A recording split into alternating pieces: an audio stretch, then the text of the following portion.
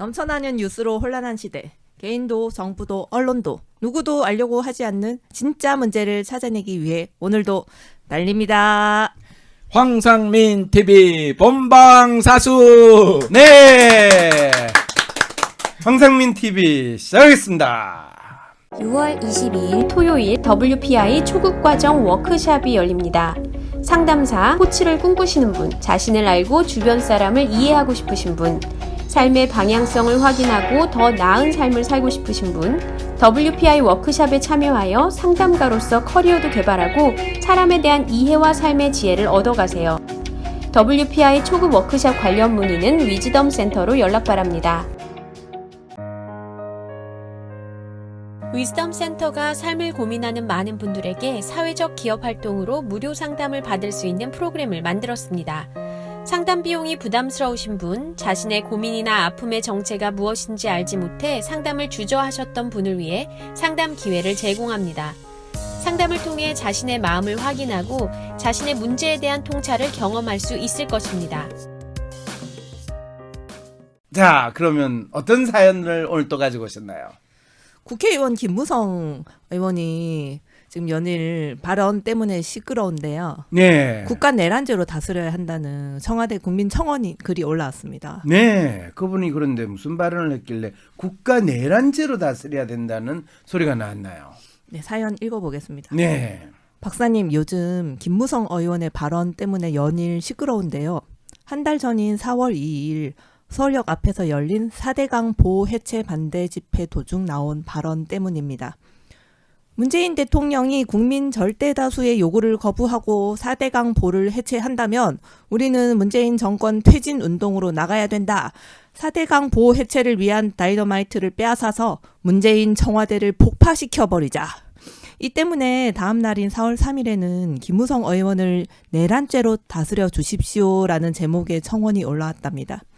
현직 국가수장의 주거 공간을 다이너마이트로 폭파하겠다는 발언이 내란이 아니라면 어떤 행위가 내란이 될지 묻지 않을 수 없다는 주장인데요.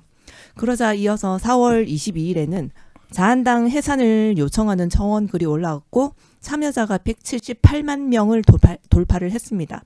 그러자 자한당 측은 이건 이상하다. 청원 숫자가 너무 빨리 늘었다. 조작이다. 배후에 북한이 있다. 이런 주장을 펴고 있는데요. 맞불을 놓듯이 이번에는 민주당 해산을 요청하는 청원 글이 올라오기도 했습니다. 이 사건을 보고 저는 박근혜 정부 시절 이석기 의원 발언을 문제 삼아 통합진보당을 해체시킨 사례가 생각났는데요.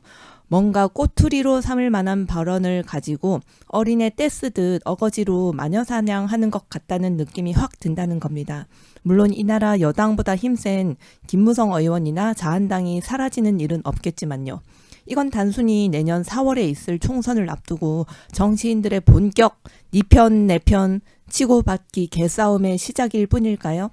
어째서 국민들은 정치인들 하는 짓과 비슷한 막무가내 전법을 그대로 따라하는 걸까요? 어째서 국민들은 정치인들 하는 것과 비슷한 막무가내 전법을 그대로 따라하는 걸까요? 뭐 국민들이야 보고 들은 거를 따라하는 거는 맹자님이 따라하더라라고 하는 거하고 별 차이가 없잖아요. 훌륭한 공부를 열심히 하는 국민으로서 당연히 하는 일인데 왜 그게 문제인가요? 그러니까 맨날 보고 배운 그대로 하는 수밖에 없다라는 뜻인 것 같은데. 누가요? 뭔가 좀 다르게 할 수 있지 않을까. 뭐를 다르게 해요? 갑자기 예상했던 다른 반응이 나왔어. 원래 계산했던 건 그게 아닌데. 원래 계산했던 질문은 뭐야 그럼 빨리. 뭐예요 지금 갑자기. 저희 이 배운 많이 이런 일을 했던 곳이 보면 박정희 유신 정권, 뭐 독재 정권이라 공격받았던 정권들이 많이 했던 일이거든요. 근데 잠깐만 누구세요? 저는 사로입니다. 네, 그 지금 아주 사연을 잘 읽어주신 분 누구세요? 강북 아줌마입니다. 네, 강북 아줌마하고 사로 변호사하고 지금 나오셔가지고 지금 뭐 하세요?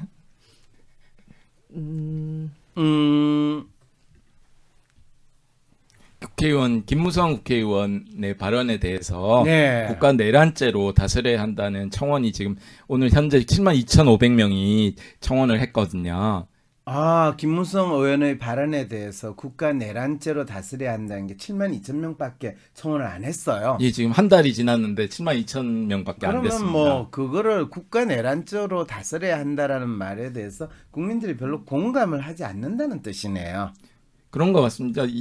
그 반대로 자유한국당 해산에 대해서는 뭐 175만 그렇죠. 이렇게 늘고 있는데 뭐 베트남에서 비해서. 들어왔다고 또 자유한국당 그러니까 베트남 에서 들어오시는 분이나 또 뭐 이 대한민국에서 청원하시는 분이나 같은 마음이다.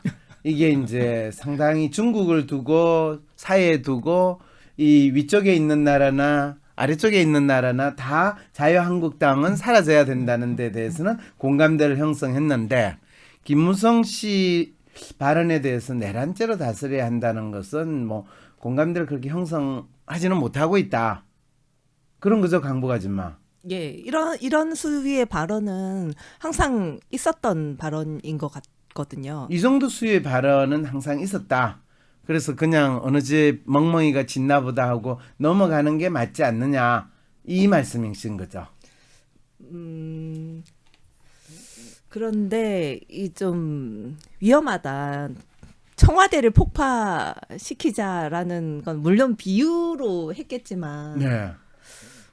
어떻게 보면 아니 청와대를 폭파시키자라는 이야기를 하는 거나 김정은이 있는 주석궁을 폭파시키자 하는 이야기나 뭐 하다못해 일본 천황이 있는 뭐 백악관을 폭파시키자 뭐 이런 이야기들은 항상 열받으면 하잖아요, 사람들이. 근데 그걸 가지고 왜 어떤 분은 아 저게 국가 내란죄다라는 이 말까지 하게 될까요? 그런 생각을 진짜 이 믿고 하는 이야기일까요? 하면 의례적으로 아니 어떻게 감히 대통령이 있는 데 대해서 무엄하게 그런 소리를 할 수 있느냐? 그럼 뭐 거의 대통령을 옛날 왕으로 생각하고 절대 권력자로 생각을 해서 우리가 봐야 된다라는 그 마음을 그대로 드러내신 분인 것 같네요. 옛날에 제가 박근혜 씨가 대통령이 되기도 전에 그분이 진짜 여자로서 뭐 이 나라에서 특별하게 살아온 게 뭐가 있냐 그러면서 뭐 단어를 썼어요. 예. 그 단어를 아주 학구적이고 상당히 전문적인 단어를 썼거든요.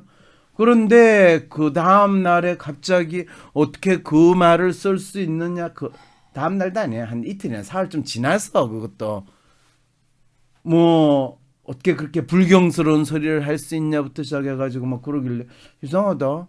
그 생식기는 나도 있고 니도 있고 남자 여자 다 있는데 왜 그걸 가지고 그러지? 이렇게 생각했던 적이 있었거든요. 네. 그런데요. 네, 일부 그 박근혜 정권 시절에도 이 통진당을 해산하는 과정을 떠올리면서 네. 아 이번에 좋은 기회다.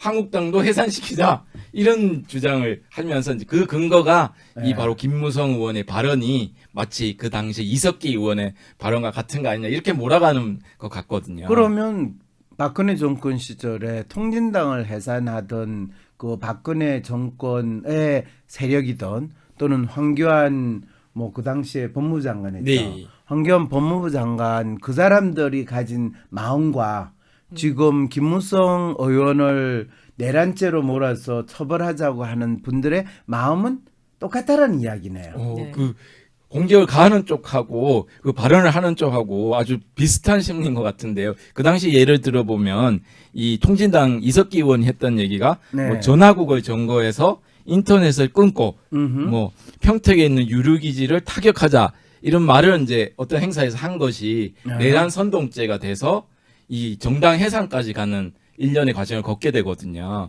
그 참 어떻게 보면 그 이 발언을 터집 잡아가지고 이 어떤 사람을 뭐 이 체포하거나 또는 처벌을 하는 건 아주 전형적인 독재 국가에서 일어나는 왕조 시대거나 독재 국가에서 일어나는 전형적인 모습인데 지금 김무성 의원을 처벌하자고 하는 분이 그 김무성 의원의 발언을 가지고 국가 내란죄로 몰아서 처벌을 하자는 거는 그분이 지금 문재인 정권을 독재 정권이라는 거에 대해서 충분히 인정하고 공감하고 있다라는 그 마음을 드러낸 거네요.